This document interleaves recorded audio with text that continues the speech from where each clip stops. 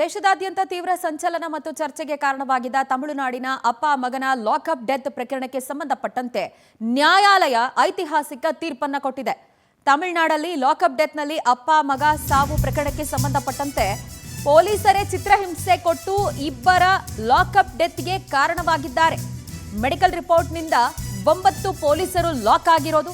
ಈ 9 ಪೊಲೀಸ್ ಸಿಬ್ಬಂದಿಗೆ ಮರಣ ದಂಡನೆ ಶಿಕ್ಷೆಯನ್ನ ನ್ಯಾಯಾಲಯ ವಿಧಿಸಿದೆ. ಲಾಕಪ್ ಡೆತ್ ಸಾಕ್ಷ್ಯ ನಾಶಕ್ಕೆ ಕೂಡ ಪೊಲೀಸರು ಪ್ರಯತ್ನವನ್ನ ಪಟ್ಟಿದ್ರು. ಹೀಗಾಗಿ ಮದುರೈ ಕೋರ್ಟ್ನಿಂದ 9 ಸಿಬ್ಬಂದಿಗೆ ಮರಣ ದಂಡನೆಯನ್ನ ವಿಧಿಸಲಾಗಿದೆ.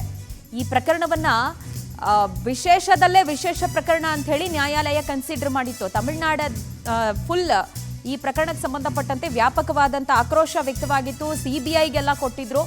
ಸೊ ಇದೀಗ ಫೈನಲಿ ಕೋರ್ಟ್ಗೆ ಲಾಕಪ್ ಡೆತ್ನ ಕುರಿತಾಗಿ ಪೊಲೀಸರು ಸಾಕ್ಷ್ಯ ನಾಶ ಮಾಡಿದ್ದು ಗಮನಕ್ಕೆ ಬಂದಿದೆ. ಅದರ ಜೊತೆಗೇನೆ ಪೊಲೀಸರು ಚಿತ್ರಹಿಂಸೆಯನ್ನ ಕೊಟ್ಟಂತ ಕಾರಣದಿಂದಾನೇ ಅಪ್ಪ ಮಗ ಸಾವನ್ನಪ್ಪಿದ್ದು ಅಂತ ಹೇಳಿ ಕೂಡ ಗೊತ್ತಾದಂತ ಹಿನ್ನೆಲೆಯಲ್ಲಿ ಇದು ಒಂದು ಮಾದರಿ ಆಗಬೇಕು ಅಂತ ಹೇಳಿ ನ್ಯಾಯಾಲಯ ಇಂಥದ್ದೊಂದು ಐತಿಹಾಸಿಕ ತೀರ್ಪನ್ನ ಕೊಟ್ಟಿದೆ. ಒಟ್ಟು 9 ಪೊಲೀಸ್ ಸಿಬ್ಬಂದಿಗೆ ಡೆತ್ ಸೆಂಟೆನ್ಸ್ ಅಂದ್ರೆ ಮರಣ ದಂಡನೆಯನ್ನ ವಿಧಿಸಿರೋದು. ಲಾಕ್ಡೌನ್ ಟೈಮಲ್ಲಿ ಈ ತಂದೆ ಮಗಂದು ಒಂದು ಮೊಬೈಲ್ ಶಾಪು, ಲಾಕ್ಡೌನ್ ಟೈಮಲ್ಲಿ ತುಂಬಾ ಹೆಚ್ಚಿನ ಟೈಮು ಅವರು ಮೊಬೈಲ್ ಶಾಪ್ ಓಪನ್ ಮಾಡಿದ್ರು ಅನ್ನೋ ಒಂದೇ ಕಾರಣಕ್ಕೆ ಇವರನ್ನ ಅರೆಸ್ಟ್ ಮಾಡಲಾಗಿದ್ದು. ಅದಾದ ಬಳಿಕ ಅವರನ್ನು ನಡೆಸ್ಕೊಂಡಿದ್ದು, ಅವರು ಲಾಕಪ್ನಲ್ಲೇ ಸತ್ತು ಹೋಗಿದ್ದು, ಅದಾದ ಬಳಿಕ ಅವರ ಕುಟುಂಬಸ್ಥರು ಹೋರಾಟ ಮಾಡಿದ್ದು.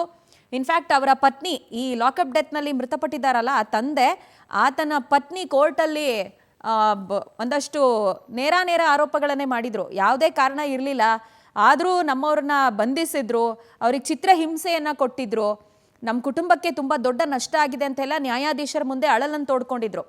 2020 ಜೂನ್ 19 ತಾರೀಕು ಜಯರಾಜ್ನನ್ನ ಪೊಲೀಸರು ಬಂಧಿಸ್ತಾರೆ. ತಂದೆ ಬಂಧನದ ಸುದ್ದಿ ಕೇಳಿ ಠಾಣೆವರೆಗೂ ಮಗ ಕೂಡ ಬರ್ತಾರೆ.